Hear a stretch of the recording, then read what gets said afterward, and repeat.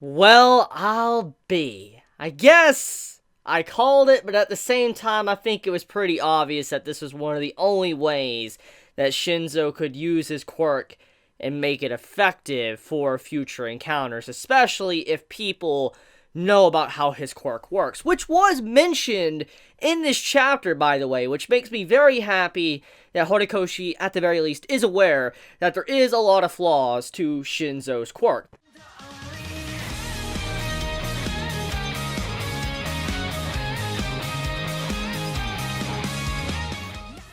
His quirk, even though it's incredibly powerful, it is situational. And so I'm glad that it was established in this chapter. It has its flaws. It's OP, but has many flaws. And seeing the voice changer pop up, the persona code, that got me hyped. And it's not just that, it's the fact that the design of the voice changer, the mask that is on my boy Shinzo's face, honestly, it's just cool looking. Like, yo, Horikoshi, you went in on that design. Like, I've always complimented Horikoshi for his brilliant character designs. I've said it time and time again, but my god, that Shinzo design with the voice changer, the mask on, looks so cool. And, someone pointed this out to me last week in my last chapter review, and honestly, I kind of missed it. Many of you pointed out to me saying that Shinzo was wearing the bandages that Aizawa normally wears when he's going out being a hero, or a part of his hero costume.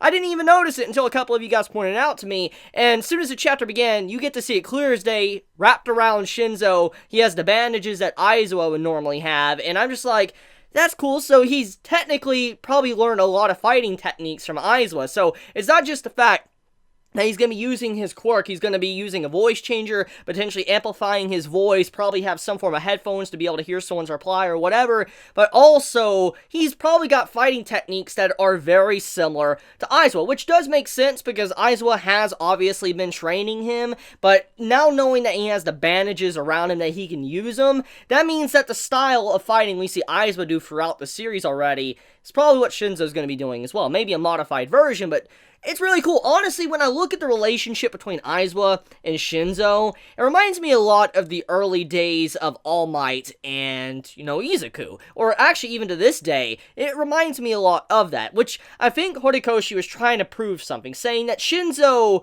is definitely going to be a very relevant character. Someone that is definitely going to be someone that's going to be around for a good long while, especially after what Izuku said within chapter, when he's talking about the visions, one for all, talking to him, he talks about each individual users who he saw in his dream.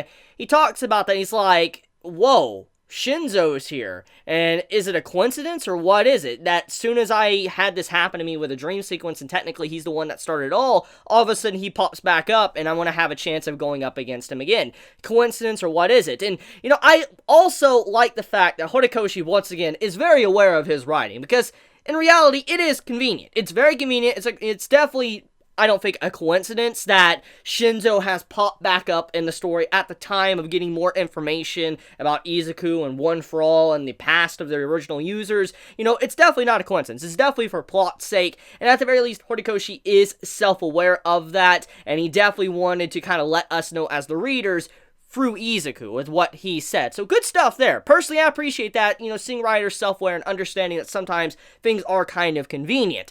But regardless, though, what does this necessarily mean? Going forward, what does this mean for Izuku and his rematch with Shinzo? Yeah, rematch. FYI, if you didn't notice, when Shinzo pulled out the different, lots, he had 5 and 1. 1 means he was on Team A's team, that's working with Tsuyu and all them, which we see at the end of the chapter, but the number 5, he's working against Izuku in the final round. So that means that he's going to be participating in the first round and the last round, but in the last round, he's on Class B's team, and he is going to be going up against Izuku. So it's a rematch. And I want to be real here.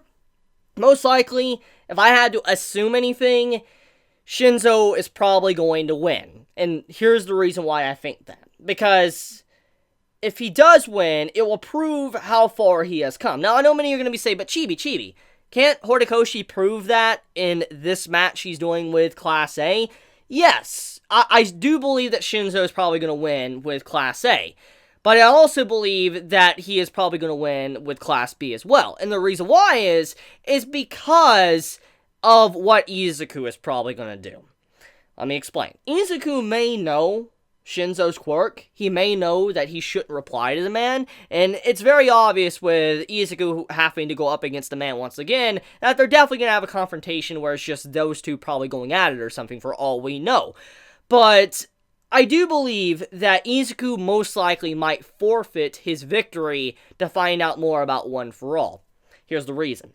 He talks about within this chapter that thanks to Shinzo was the reason why he first encountered, images of the previous users, which that is the truth. He is speaking the truth. And I even covered this in my last reviews of, My Hero Academia, that when Izuku, was thinking about it, or what happened when he was being brainwashed by Shinzo, he technically got snapped out of it by One for All. One for All kind of woke him up, but he is the one that broke his fingers. But One for All woke him up out of his, dreamlike state, and that is how he was able to get away from Shinzo and, negate his quirk, which normally you shouldn't be able to negate his quirk at all, unless you have a quirk, designed to counter something like that. So, yeah, One for All obviously got him out of that situation. It was thanks to Shinzo's brainwashing that caused that to happen. So when we look at the events of this chapter with, the matchup going on, I feel like Izuku is going to willingly allow himself to get brainwashed by Shinzo,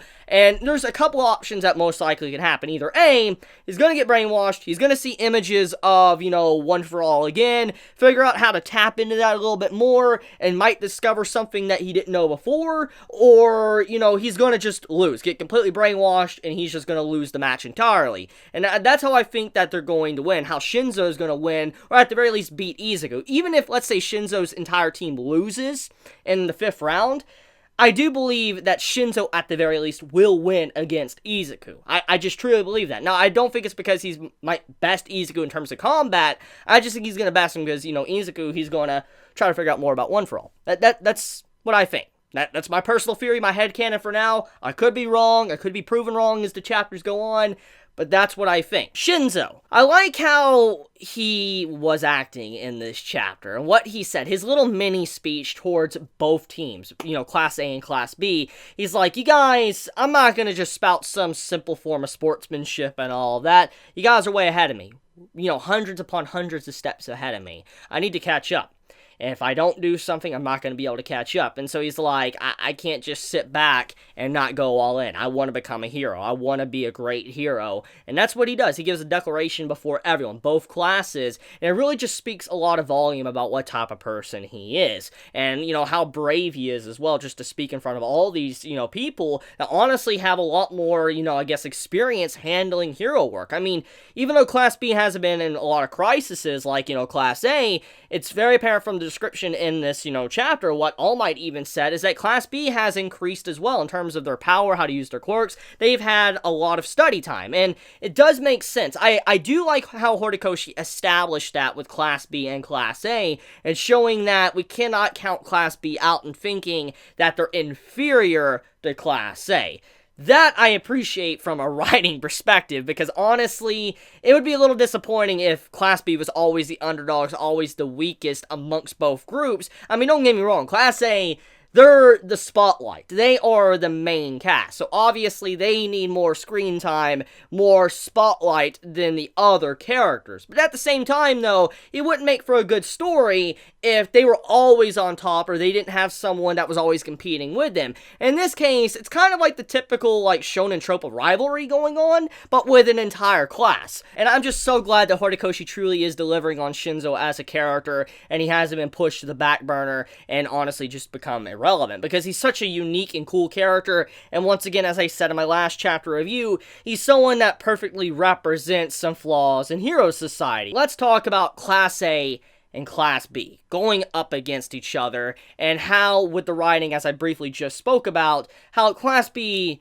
is not weak, how they are technically in a lot of areas stronger than Class A. So let's do the comparisons here. Let's talk about it. As we know, Class A has always been in the spotlight. It's a running gag within the series that Class B is irrelevant. Like, just get them off screen. You know, they're not relevant at all. You know, it's always Class A that needs to have the spotlight. And Monoma is a perfect representation of this. He's like, you're always getting the spotlight. You're always trying to think you're one-upping us and all that. And he's always trying to act like, you know, Class B is better. He's always been very competitive. And we've always looked at Class B as kind of like the jokesters, you know, the butt end of everything, that they're not really that good. That's how many might view them, even though they have cool designs, cool quirks, and all that, and we have seen some of the members defeat some members of Class A throughout the sports festival. It doesn't change the fact that they've always been kind of irrelevant to our main cast of characters. They have grown in a lot of areas that Class A hasn't even done. It lets us know that their teamwork skills are probably even crazier than Class A's, because they've had a lot of training exercises. And when we look at Class A, they've always been in the news. They've always been, you know, in the spotlight. They've always had to deal with certain crises, events, for instance, with villains coming after them. But because of that, it also slowed a lot of their growth as well. They got hands-on experience, which is very important. It's very important if you're doing something like hero work, but even then, though, they haven't had time to properly study, do what they're there for in the first place. They're in a hero school, and they haven't truly been studying as much as they should be. So, Class B, they have the upper hand there. So, I'm looking forward to seeing how their quirks technically are more advanced than Class A's. And we get to even see that from Class B. Like, there was like this air prison that was created to kind of contain Coda. So it does show that they have learned and gained a lot of special moves, and they're definitely probably, many steps further than Class A. Oh yeah, so dropping that, I do want to talk about the little panel showing both classes going up against each other. I want to take a moment to look at the stuff with Tokoyami's team. If you look very closely, with Dark Shadow coming out of Tokoyami's back, you see Toru cuddling Dark Shadow, which is truly freaking adorable. It's super cute. It's really, really freaking cute. And honestly, I don't know, has there ever been a character that has been shipped with Tokoyami? I don't think there is any character that technically he has been paired with. Horikoshi has kind of designed certain characters to kind of look or appear like they might be in a potential relationship in the future. And so I don't think Tokoyami has actually had anything like that with his character. I wonder if Toru might be his potential partner in the future. Because, I mean, when I think about it, he's darkness, you can see straight through her. It would make a lot of sense. It does make me wonder. I really am curious, though, if that's what Horikoshi's implying there with that scene. I could be wrong. I'm just assuming as a fan of My Hero Academia. Now, there is something else I do want to point out from that team, though. Tokoyami and Aoyama are on the same team. Now, many might say, okay, so what does that matter? Well, let's look at the quirks real quick on paper. Tokoyami, he's darkness. With darkness, he gets stronger. We know this, but a little bit more uncontrollable. Aoyama, he has a light-based quirk, a naval laser that comes out. Yes, we know his weaknesses and how his quirk pretty much is really bad for his health, but it is a strong quirk. We've seen this man put holes in, like, concrete like it was nothing. His quirk is strong, regardless of the drawbacks. It is a strong quirk. So, I'm curious. The reason why Horikoshi put those two on the same team is that they're going to be able to figure out how some way to use Aoyama's quirk to keep Dark Shadow in check, but also maybe use Aoyama with Toru. Because remember, Toru, she can, completely bend light with her body. So I'm kind of curious if Aoyama might be used for that with Toru, and if Tokoyami might use maybe the shadows that is created by the light to use against his opponents. Because remember, with light, it creates shadows. That's what happens. So with Aoyama creating light, shadows could be created somewhere else, which in turn Tokoyami could use to his advantage to attack people, make Dark Shadow a lot stronger than it is. Think about it. So I find that team, the synergy there, it's pretty impressive. Definitely, I think out of all the groups, probably the best team I've seen. Now, we do get to see in, Izuku's group, he has our girl Ochiko with him, which I'm incredibly happy to see. We have Ochiko, we have Izuku, and we have Menata on the same team. I am kind of curious on how that one's going to be done. I mean, they do have experience working together, so I am really curious to see how that goes down. Also, there is a team with Zero which has a lot of AoE. I mean, Bakugo with Zero and all that, when you look at the team, a lot of AoE in that team. Like, there's a lot of AoE. Like, they can definitely control an area pretty easily. I mean, with Zero's tape, to Bakugo's explosions, to Jiro's sound waves and all that, how she can uproot the ground or whatever, and control people, basically, in a distance, like, keep them away or whatever. I mean, they have a pretty strong team, too. So, honestly, a lot of these matchups are not really that bad. They're very unique, and definitely they could play a part with each other and be incredibly powerful against their opponents. It really comes down to how good of teamwork Class B is with each other, if Class A can even hope to compare. The last thing I want to talk about is Zero's comment towards Todoroki. That, honestly, was a very subtle scene, but very important. He's like, Shinzo is acting just like how you were, or when you were, early Todoroki or whatever. Todoroki in the past, he was very aggressive, very angry. He didn't care about anyone, and remember, he had the similar eyes as Endeavor did, which is the reason why, Inasa didn't like him in the first place.